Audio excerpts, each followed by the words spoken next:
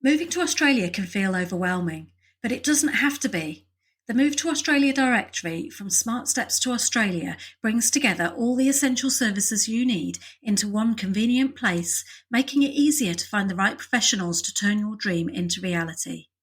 Whether you're looking for a trusted migration agent, competitive shipping quotes, guidance on buying your first home, or help relocating your beloved pet, our directory has it all. We've curated the best services to support your new life in Australia. Find everything you need to make your move stress-free, with experts just a click away. Visit directory.smartstepstoaustralia.com and simplify your relocation journey today. Welcome to the New Life in Australia podcast, hosted by me, Karen Bleakley, founder of smartstepstoaustralia.com. Moving to Australia with my family was a life-changing experience, but it wasn't without its challenges. That's why I'm passionate about making the relocation and resettlement process easier for you so you can enjoy this exciting adventure. Join me and my special guests as we share professional secrets and tips, learn from people who've made the move, and discover businesses that can help you realise your dreams. Now is the best time to create the life you've always wanted. This podcast is here to show you what's possible and to inspire you every step of the way. Let's go. Let's take a moment to acknowledge the Gubbi Gubbi people, the traditional owners and custodians of the land on which I live, work and play. I thank them for the privilege of being able to live in such an incredible part of the world, and I pay my respects to their elders past, present and emerging. Hey there, welcome to this week's episode of the New Life in Australia podcast. This week I've been chatting to a really good friend of mine, Tracy Collins, from the UK Travel Planning and Global Travel Planning podcasts and websites.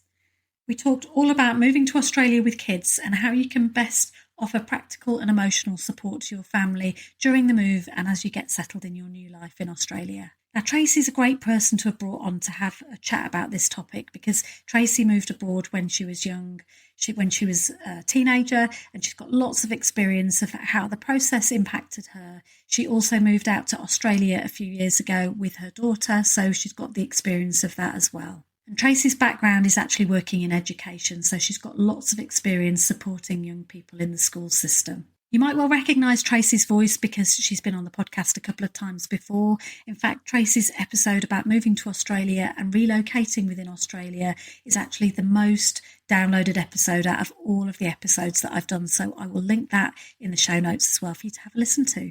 So it was a really good fun chat. And we, as I say, are really good friends with Tracy, and we had a really good time just chatting about this topic because it's something that we're both really passionate about. Because when you're moving with kids to give them more opportunities, they need to be included in the whole process as well. And it's really important that they feel supported through the journey. So let's get started and roll the episode. Hey Tracy, thanks so much for coming back on again today. Welcome to the New Life in Australia podcast. Can you start by telling us a little bit about who you are and your experience of moving to a new country? Yeah, so as you said, I'm Tracy. I live in Australia. I've been living here now for 8 years. I'm now an Australian citizen. Originally, I'm from the UK. I have lived in 7 different countries around the world, so I've done a lot of travelling, and I have travel websites and my own travel podcasts as well, UK Travel Planning and Global Travel Planning. And can you tell us a little bit about your background professionally as well? Oh, right. Okay. Yes. So I was a teacher in the UK. So I'm actually a qualified secondary school teacher. I specialised in working with children with special needs. So I was actually a SENCO in the UK, which is a head of special needs. And then after that, after a few years doing that, I actually started to work as an education advisor for a county council, and I supported children with emotional behavioural difficulties. So I know you've got a lot of really great professional background. You've got a lot of personal experience in the idea of moving as a child as well, and as an adult, and with a child as well. So you've got a lot of useful tips and advice to share here in this episode. What stands out the most for you when you think back to emigrating as a child? Well, I emigrated at age 13. I think I was about a month off turning 14, and we moved from the northeast of England to South Africa. Now, that was the first move that I'd ever done. It was the first time we'd been on holiday to different destinations, but we'd never done like anything like that. So a full move. I just remembered how difficult it was. It was incredibly hard. This is also a time, you've got to remember, this is 1981, so this is a time when there wasn't the internet. It wasn't as easy to communicate. We moved with my brother and my stepdad, so my dad was in the UK still, and I was incredibly close to my grandparents, and we had a dog we had left behind. So it was incredible. I also had my first boyfriend, actually, if I remember when I think back to it. I just moved to high school. I absolutely loved the high school. I was involved did a lot of plays and just clubs, and it was just everything revolved around school and my friends. So it was incredibly difficult. It was really, really hard about the move because I hadn't traveled to South Africa before I moved. My mum had. So it was something in a way that I felt was done to us rather than with us, though. There were discussions, and I remember at the time I was very excited about moving, but I feel if I look back that I'd like to have been a bit more involved with things. Yeah, no, really interesting. And you obviously, it was a challenging time for you to be moving. I know that age group is particularly challenging because everything's about your friends. And like you say, you've got your social life and your high school and all of that sort of stuff. What were some of the benefits now looking back of moving country at that age? What did it help you with? Did it give you more confidence? Did it help with making friends, or was it just a challenge? It was a challenge to start with. I won't lie. The first year were incredibly difficult. And I moved school within the first year because the first school I went to, I really didn't gel with it. And my mum listened to that and moved me schools, which was the best move, because then I actually moved to a school which I absolutely loved, which kind of replaced the love for the school I had in the UK. And I made new friends and a new social circle. It just took a bit of time to settle in. I think the main advantage is, I've always been pretty good at making friends. I think my love of travel has always been there, but I think what it made me realize was there were places outside of the Northeast with different opportunities. And I'll never forget actually walking out in the airport, and I close my eyes, I can still be there, walking out of the airport and just seeing this massive blue sky. And it was in April, I remember 1981, and just thinking, wow, I've never seen anything like it. From the grey skies of the Northeast to, it's that moment of just a completely different type of lifestyle, isn't it? Yeah, it was. That first week, it was just like, I never knew anything like this existed. And that's what it was. And I think we're not at a time like that anymore because, you can see things on TV, on the internet far more. I think, the world's a smaller place than it was in 1981, that's for sure. But it just kind of, and I still have friends that I'm still in contact with from the early 80s, and we're all over the world. It's really interesting how people have kind of spread out. But I think, it just makes you more flexible. It makes you a little bit tougher as well because you're dealing with things like quite emotional things that are, quite tough. You've already, especially at my age, I was 13 turning 14. So that's not the easiest age anyway. So you're dealing with all that teenage stuff. And then you're also dealing with something that is totally different. But I think now I look back on it and I just think the experiences that I had and the school that I went to was amazing. I also will say, though, this was South Africa during the apartheid era. So I've learned a lot about what was happening at that time. I did go to university in South Africa as well. So as I've grown older, I'm reflective over what was actually like for a majority of people in South Africa at that time. Yeah. But as somebody who was 13, 14 with very little information or knowledge about it, I can only talk from that initial experience of like, wow, this is just so different. Something completely different, yeah. Now, how was the experience of moving out to Australia, and your daughter's in Australia too? How old was she when you came out? Well, this is something I was very conscious with her of not moving her as a child because I had been through this. Mm-hmm. So I didn't apply for our visa to move to Australia until she was 16. I think the visa came through when she was 17, but we had a lot of discussions with her previous to applying. Was she interested? Would there be something, would she want to move to Australia? Because obviously we give her the option. Because she was at that point, she was nearly 17. Do you want to come to Australia? Are you interested? And I'll also say that none of us had ever been, right? So we were applying for a visa to move to Australia, a country that none of us had ever been to. So it was a lot of chat and also a lot of, well, you want to be on the visa? Yes, but there's no expectations. If you don't want to move to come, it's up to you. We applied for the visa. We got the visa actually when she was 17, and we sat on the visa for 5 years because she then went on to university. Now, we moved a year before she finished university and left her in the UK. She was 21, so she wasn't a child. She was an adult by this point. And she made the decision to actually move to Australia. So she finished her university in the UK and then actually moved to Australia when she was 21. I think it was 21, yeah. Yeah, wow. And she's still loving Australia now. She loves Australia. Australia is absolutely Dominique through and through. She just loves it. She loves the outdoor lifestyle. She has thrived. And actually, my mum says it was the best ever decision we made for her. She is now studying medicine. She has a PhD. She doesn't live in Queensland, unfortunately, anymore. She's a little bit further away from us, but she just loves it. She has an Australian partner. She has embraced her life in Australia, but we did give her options, and she was a little bit older. I think if she'd been younger, if we'd been talking 10, 11, 12, I would have certainly have involved her in a lot more of the planning and processing of stuff. But because she had an option, she could come and evaluate it. We weren't kind of doing it to her. We weren't saying this is what we're going to, you have to come with us. And I think that's the thing is there's different ages that need sort of treating differently with all of this. Like when we moved, our kids were very young. They were all going to school age. Yeah. So they kind of came along for the ride, and it was about getting them excited about the adventure. But it's very different from bringing a teenager or like a tween kind of age, and there's a lot of different things to be considering. So when it comes to sort of supporting kids to make the move, what can parents do before and during the move to get their kids on board with everything and to ease in that transition? I think again it's kind of looking at how old they are. So then you've got to kind of make it appropriate for their age.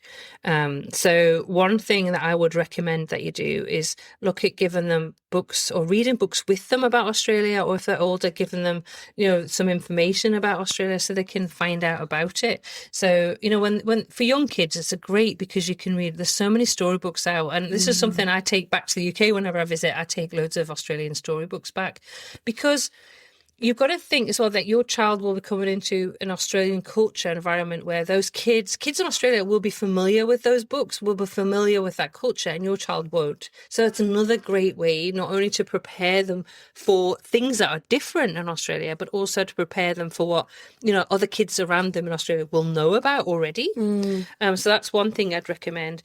Talking to them about what's going to stay the same as well as what will change. Because obviously some things are going to change hugely, but other things will stay the same. They will still be going to school. They will still have to wear a uniform. There will still be things that are exactly the same as they do at home. So, those same familiar routines will continue in Australia.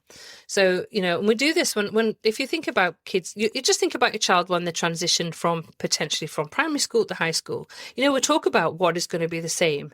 You're still going to have, you're still going to go to form period. You're still going to have to take your bag. You're still going to have a lunch. You're still going to, finish at whatever time and come home. Or you're maybe still going to go on the bus to school. It may be just a different route. So there's going to be things that will be the same. And then there's different structures in place, like you need to put sunscreen on before you go to school, and you need to remember your hat, because if you don't have your hat, there's no playtime and things like that. So definitely some new things to add to their list. New things, but I think it's always useful to think about the things that they're going to be the same. So it's not going to be like there's going to be enough difference without kind of, for example, if your child has their own bedroom in the UK, and you're going to still have your own bedroom. You're going to have the same thing. You can have all your things in it. And it's that. So it's being able to kind of reassure them that their whole life is not entirely going to change. There are going to be still some familiar things, if that makes sense. We found it helpful to bring things with us in a shipping container because it really helped us all feel at home more quickly because we had familiar things around us. Absolutely.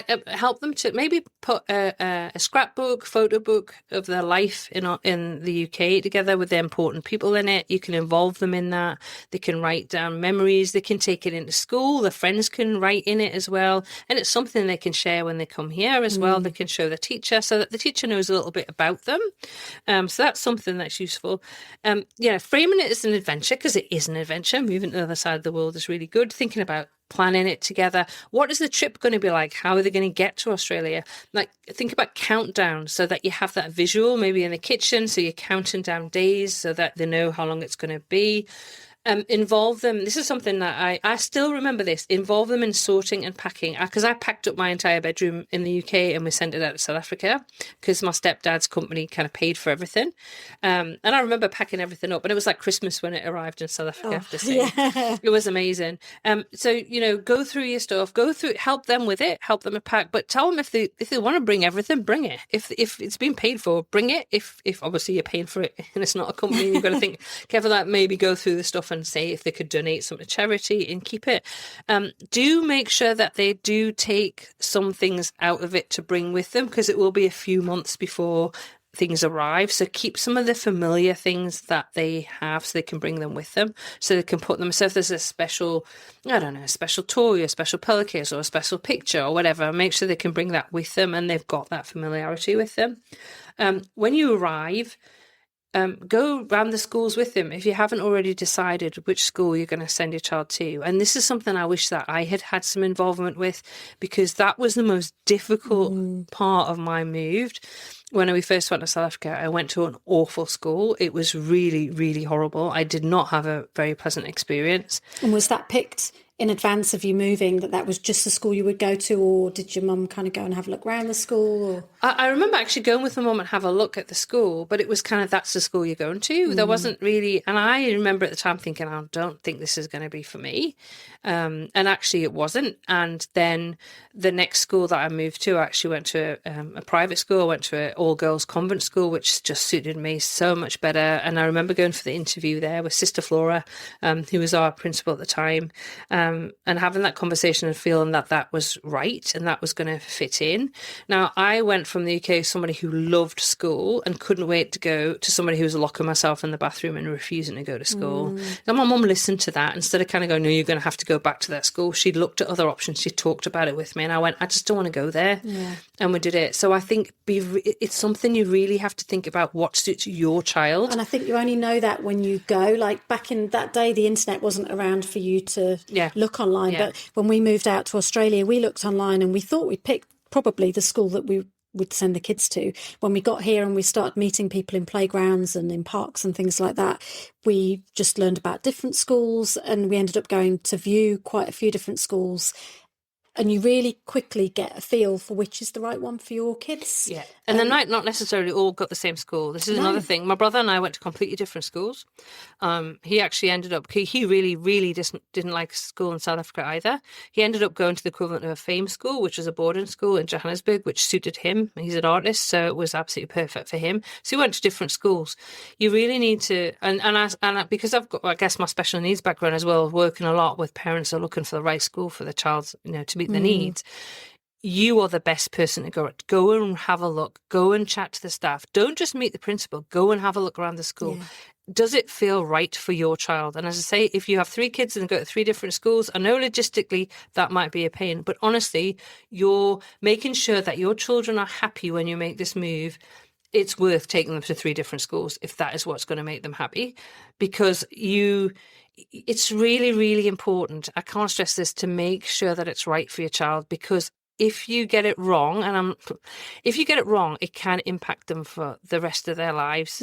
So you really do need to think. And I don't want to be negative about that, because honestly, it can impact them in the best way possible. The best way possible, honestly. But you just need to make some considerations and listen to what they're telling you. What I will say about Australia is that if you choose a school and it isn't the right school, and it's obviously not the right school quite quickly, you can move to another school. It's common in Australia to move schools. It's something that happens all the time. And I think in the UK, you're very much bound by where you live to the only school you can go to. So you've got no real choice. Whereas here, you really do have choice, especially if you open up the options for private schools as well as which are far more affordable than the UK. I think that's affordable. Also we need to say as well, because when you say private school in South Africa, it was more affordable. Because you say private school, and I'm sure people are like, it's going to be too expensive. I can't afford to send my child to private school. Private school in Australia, like it was in South Africa, is completely different. It was far more accessible, far more affordable. I think the main thing is you just talk to your kids, talk to them, listen to what they're saying about what they their fears are and what they're thinking about and what they're wondering about. Again, be age appropriate with what you share and tell them. But I think it's about, because something that may worry you may not be something they're concerned about, but something that you don't even consider may be the thing that they have at the back of their mind, like they're not going to see the best friend. Am I ever going to see my best friend ever again? Well, that was the next question, is how do you help kids who are feeling anxious about the fact that they're leaving their family and friends behind? Well, to be honest, it's a lot easier than it was when I moved, because all we had were letters. And I remember I was a bit obsessive about checking the letterbox every day, because I wanted to see if my friends had sent me letters. And actually they dwindled over time because you were away. I think it's picking up on their anxiety again and giving them that support. I think reassure them that they can stay in touch. They can stay in touch on via the internet, so you can FaceTime. You can set that up so they can have a weekly meeting if they want with the grandparents or with the friends, so they can keep in touch that way. And I think it's just trying to explain that what they're going to have when they go to the new country, and what it is going to be different, but these are going to be some of the positive things that they're going to see. It's going to be warmer, or we're going to have a pool in the house, or in the garden, or those sorts of things. Maybe they're anxious about if you've got a pet, yes, we're going to be taking Fido's coming with us, so reassure them that Fido will come in with us and he'll be fine, and this is what's going to be happening to him, because it could be anxiety about that. They might be anxious about missing out on, seeing their grandparents. Again, it's kind of stressing. Oh, how about we every Saturday or every Sunday at this time we have that conversation with your grandparents? I missed my dad a lot, so it was known that I had a monthly phone call from him was really kind of reassuring for me and keeping in touch. We did go back after 12 months, which was hard, because I saw how much people's lives had moved on and things I didn't know about. I was like, I didn't know, because it was, again, 80s. It wasn't as, the world was a bigger place then. Just prepare them, do as much as you can to put something together that, shows them their life in the UK is important, but that they can bring a lot of that to Australia and they're going to experience new things. Yeah. Don't say better. I don't think the word better is good to use, because then it makes you think that their life in the one's UK better or worse than the other. It's just going to be different. I think that's another thing. And so I think my key things is that it will be different, and involve them with it. Don't do it to them. Involve them with the process. Yeah.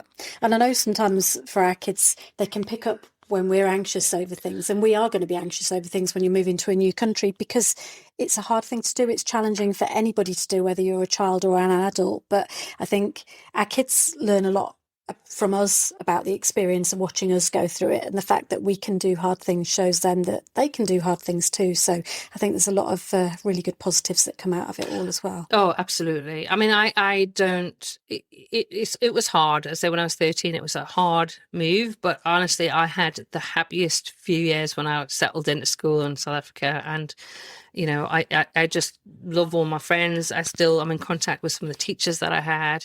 And, when you're that age, that's really important. When you're that, as a teenager, it's your friend circle. That's what's important. So if you can replicate what is important to your child. So if they go to ballet lessons, or if they go to Cubs or Scouts or something, look for that same thing that they can do in Australia as well, so they can continue what it is that they love. Yeah. But also look at other opportunities, maybe things that they hadn't thought about. Like, you might live in the middle of the UK, but they love fishing at the local lake. Well, then take them fishing. Take them out in Australia and they can go sea fishing, or look at other opportunities, things that they can do here. That will build on the things that they really love. Yeah, we did that with wildlife. Like, our kids loved wildlife, and that was a bit of a navigating sort of issue of reminding our sort of 4-year-old twins not to pick up every bug that they found and not to go traipsing through long grass and things. So that was a bit of a learning kind of experience for us.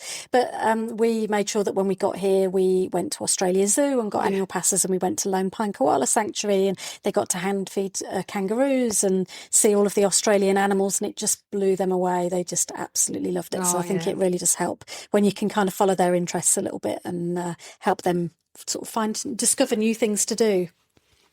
So when it comes to flying with your kids, have you got any tips for doing the long haul travel with little kids? Oh, it's a long time. To be honest, it's my daughter's nearly 30, so it's a long time since I've had to do that. But I did travel when she was younger to South Africa actually, which was a 10-hour flight, so it counts as long haul. I waited until she turned 5 before I did long haul. To be fair, I was chicken. I was like, I'm not going to deal with this on my own, taking her on a long flight. You're probably the best one for this one. Talking about how to take kids. Saying that I have lots of friends who live in Australia who've had children here and then they travel back quite often.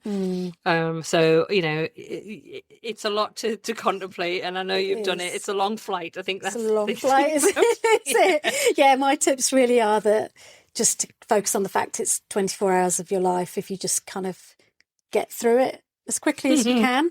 When we flew out here, we had a 2-year-old, just turned 2-year-old, and 2 4-year-olds. And I won't lie, it was hard. The 2-year-old cried pretty much the whole time. We now know that she gets really travel sick. And so she was a bit sick on the flight on the way out here. And she just is really uncomfortable on travelling, even now, age 12. So that really didn't make the flight very easy. The older that they get, the more they get into tech and just sitting and watching things. So it does get older. The easier the older they get. It's so much easier than it was in the 80s. I remember flying out to South Africa and there was nothing to do, nothing to watch, nothing. Yeah. It was just boring. Whereas my kids now just binge watch whole series of like 7 movies back to back and are quite happy. That's the way to do it. I actually really love flying with the kids now. It's so much easier, apart from the travel sick one that I'm not so fond of travelling with. Don't sit next to her. Yeah, no, I always have to sit next to her because we also go staff travel, so we all get separated on the flights as well. No. So we get whatever seats are left available, if there's any available. So I quite often end up sitting next to my daughter. So yeah, sickness aside, ordering kids meals ahead of time if you can, because otherwise your kids are going to be eating curry on the flights or things that they don't necessarily like. Burning off whatever toddler energy you can at the airport in between flights is really good. We found it helpful to travel with a baby carrier when we had her when she was very little. Packing lots of baby wipes, Calpol medicine, whatever, Panadol, wherever you're travelling from or to, spare clothes, extra layers, sticker books, iPads, snacks, all of those different kind of things are really helpful. So yeah, we try to call in and have a meal before we board a flight, because our kids even now don't like airline food, and usually they just try their best to sleep as much as they can on flights. And being kids, it's amazing that they can just, like, especially our teenage boys, can just literally go to sleep and sleep for like 10 hours on a flight. I don't know how they can do it. I'm very jealous. But if they eat before they fly, then they don't at least have to bother with the airline food. But yeah, lots of juggling. We use backpacks where we can so that we've got hands-free for when the kids were little. And yeah, just again, reminder of that. It's 24 hours. Just get through it. You will get through it. It's a juggle. It won't be perfect. There will be tears from at least one, maybe all of you. Is that not just you? Usually just me. Yeah, so it's... just think about trying to make things as easy as you can, but just know that it's just a limited time, and then you're going to your new life and it will all be exciting. And then hopefully the next time you have to do a long haul travel trip, they will be older and just more easier to kind of navigate around and more into tech, so they can just sit and watch movies the whole time. So next question, what can families do to help their kids get settled in their new life? How can we make it as easy as possible for them? I would think getting into a school pretty quickly is essential. Again, just so that they can start developing friendships, because that's obviously important. I would also, like I mentioned before, if they're into things like swimming, gymnastics or whatever, just having a look at what is available and getting them signed up so that they can start, so that they keep themselves busy. I would say, though, give yourself a couple of weeks to get over jet lag, because I wouldn't put a kid in after you've arrived 2 days later, because I think they probably are not going to be at their best. Yeah, the jet lag, definitely I would give 2 weeks to get through that. Yeah, and like, honestly, have some time with your child. This was something that was important actually when we arrived to South Africa, because my stepdad had a few weeks off work, so we spent a lot of time traveling and exploring the area, and we did some trips that went to Swaziland We went to the local snake park. I remember going there. There's all sorts of things that we did together, just so I could familiarise ourselves with the area, because everything was just alien to us. It was all completely different. So spend some time together. Obviously staying connected with friends and family, which is just so much easier. Oh, honestly, it's so much easier now. I can't imagine moving abroad. Like my cousins moved abroad to Australia when I was young, and we would write them a letter once a year or something, and just the odd phone call that was very expensive, and just how different and so much easier. We're so lucky now that the world is so small. It is. And I mean, I think there was, you had to really put it behind you because you couldn't contact people. You just didn't know what was happening.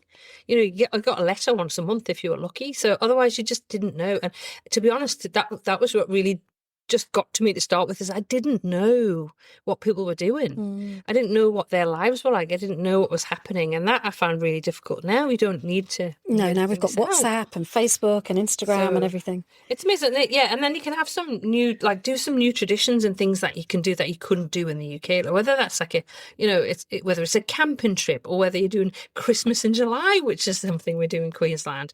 There's lots of different ways that you can have those traditions. I mean, when we first came to Australia, and we're adults, we would go to Lone Pine Koala Sanctuary like once a month and just have a walk around there, just to enjoy that, having a bit of routine. Because I tell you, that is a thing that you'll miss.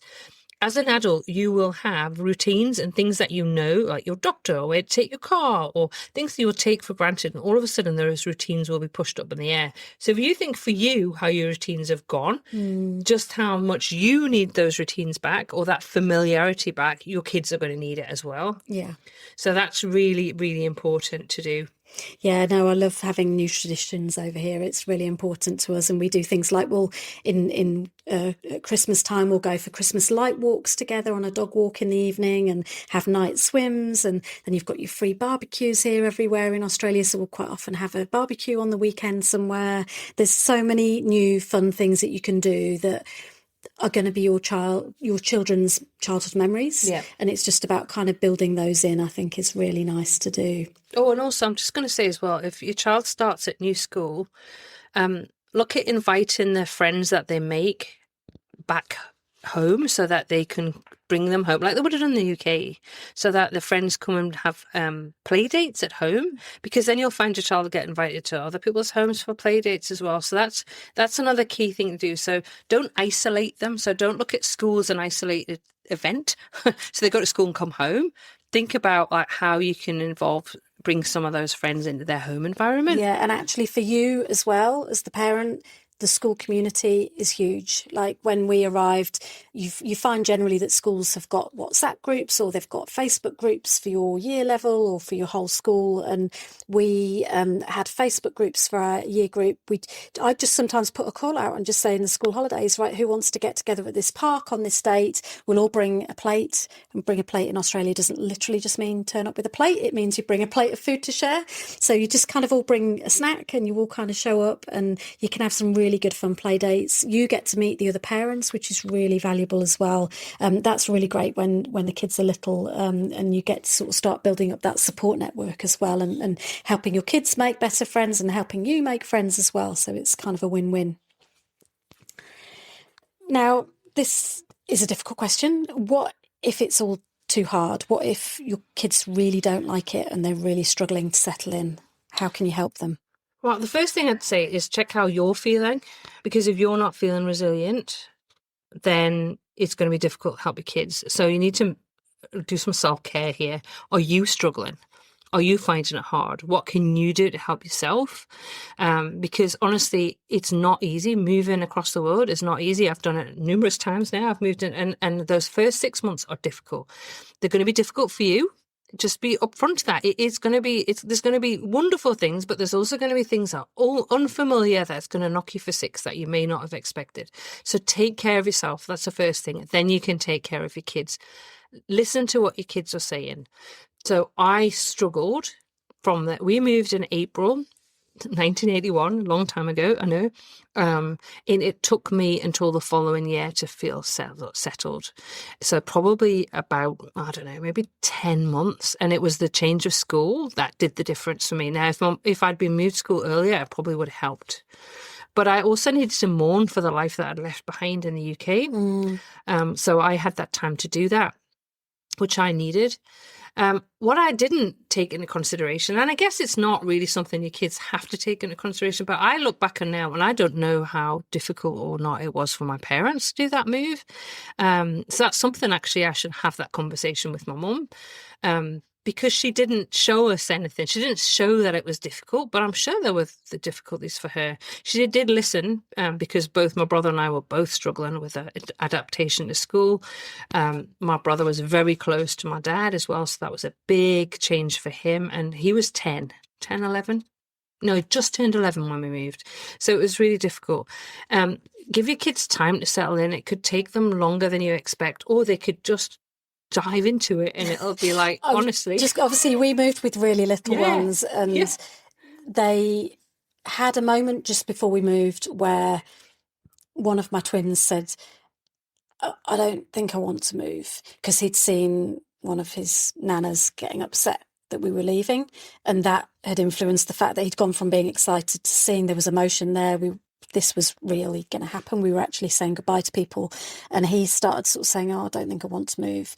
But he was only 4, so he was sort of expressing it, but it wasn't necessarily his emotion that he was feeling to be saying that, if that makes sense.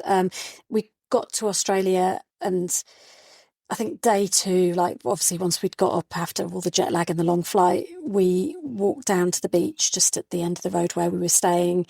And within about 5 seconds, all of the kids were in the water, fully clothed, and running through.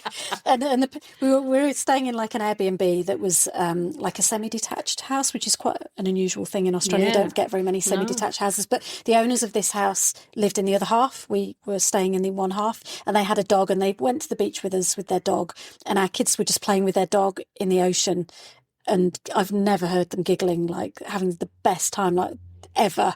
And just instantly they just said this was the best move we ever made, like literally, and they never looked back. So I think we were really lucky that we moved when they were so little that they didn't really think about what they were missing. They were just very focused on what they were doing at that moment and what was coming up ahead of them, but not looking back. I think age does play a huge part, and I think that's what I keep saying. I was a teenager. It's not an easy time to move a child really at that age. The younger, the easier. You have to make allowances for how old they are and how to prepare them. So it's all got to be age appropriate. Absolutely age appropriate. I know you're going to ask me next about visiting the UK. When's a good time to go back for a visit, like wherever you've moved from? Like I didn't want to go back too quickly, because I just thought we need to get established in Australia before we go back and start feeling homesick and 100%, things like that. 100%, so I think Karen. But then obviously we were planning a trip back, and then COVID happened, and our trip back ended up being a lot later than we expected it to be.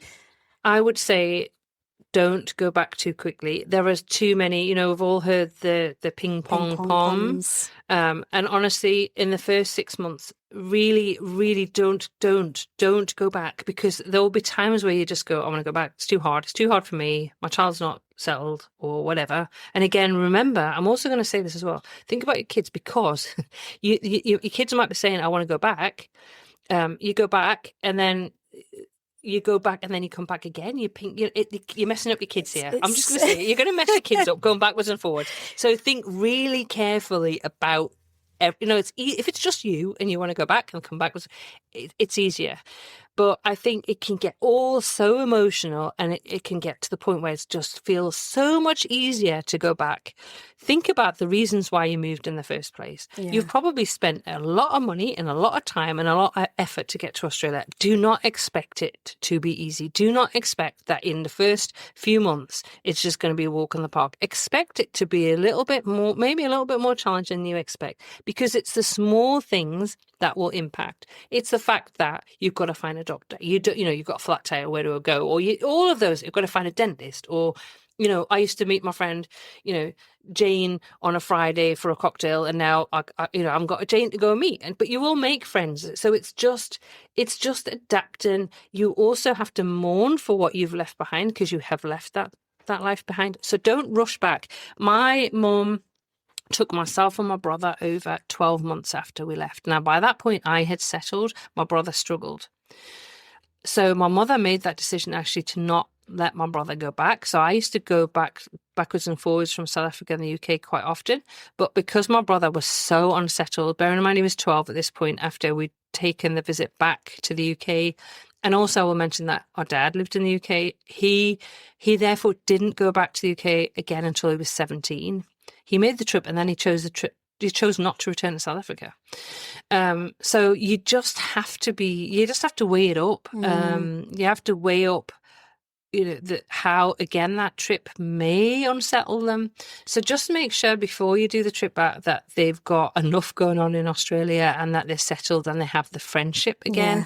I think if you go back too soon, it'll be very easy. Now, if you genuinely want to move back, you've tried it and you felt, no, this isn't for you, then, you know, go back and slot back into your life. But, you know, just think about everything very carefully. It's very easy to do that knee-jerk emotional response. And you have rose-tinted glasses on about what your old life was like. And yeah, it's definitely an interesting one. I try to encourage people to try to get citizenship in Australia before they make a consideration about what to do, because then not only have you got options, but if you've got your kids, they've got options as well, because they've got an Australian passport. And if they decide they want to go back to their country of origin for a few years and then come back to Australia later, they can, because they've got that passport then to do what they like. It just opens up the opportunities for them, even though it can be very difficult. But no, 100% agree. And we're all Australian now. My daughter's Australian. Doug and I are both Australian.